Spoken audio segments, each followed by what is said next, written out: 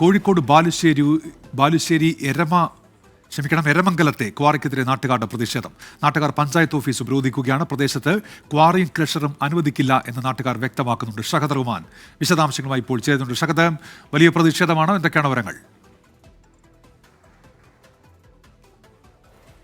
ഉന്മേഷ, കഴിഞ്ഞ കുറച്ചധികം നാളുകളായിട്ട് ഈ നാട്ടിൽ ഈ കോറി ക്രഷർ പ്രവർത്തിക്കുന്നുണ്ട്. ഇതിനെതിരെ നാട്ടുകാർ സമരമുഖത്തുമാണ്. ഇതിനു മുൻപ് പലതവണ ഇതുമായി ബന്ധപ്പെട്ടുള്ള പരാതി പഞ്ചായത്തിലും ബന്ധപ്പെട്ട വകുപ്പുകളിലുമൊക്കെ ഈ നാട്ടുകാർ ഉന്നയിക്കുകയും ചെയ്തിട്ടുണ്ടായിരുന്നു. പക്ഷേ കോറി ക്രഷർ അതിൻ്റെ പ്രവർത്തനവുമായി മുന്നോട്ട് പോവുകയാണ്. ഈ പശ്ചാത്തലത്തിലാണ് ഇന്ന് പഞ്ചായത്ത് ഓഫീസിലേക്ക് ഒരു മാർച്ചും ധർണയും ഒക്കെ നടത്താൻ ഇപ്പോൾ നാട്ടുകാർ തീരുമാനിച്ചിരിക്കുന്നത്. പ്രധാനമായിട്ടും ഇതൊരു ജനവാസ മേഖലയോട് ചേർന്ന് പ്രവർത്തിക്കുന്ന കോറി ക്രഷറാണ് എന്നുള്ളതാണ് നാട്ടുകാരുടെ ആരോപണം.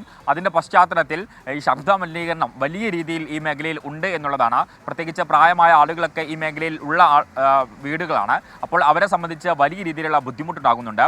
കൂടാതെ പ്രതിദിനം 331 മെട്രിക് ടൺ ഇത്തരത്തിലുള്ള സാധനങ്ങൾ ഇവിടുന്ന് കൊണ്ടുപോകണം എന്നുള്ളതാണ് നിർദ്ദേശം. എന്നാൽ നിലവിലെ സാഹചര്യത്തിൽ 1000 മെട്രിക്കിലധികം സാധനങ്ങൾ ഇവരിവിടെ നിന്നും കൊണ്ടുപോകുന്നുണ്ട് എന്നുള്ളതാണ് നാട്ടുകാർ ആരോപിക്കുന്നത്.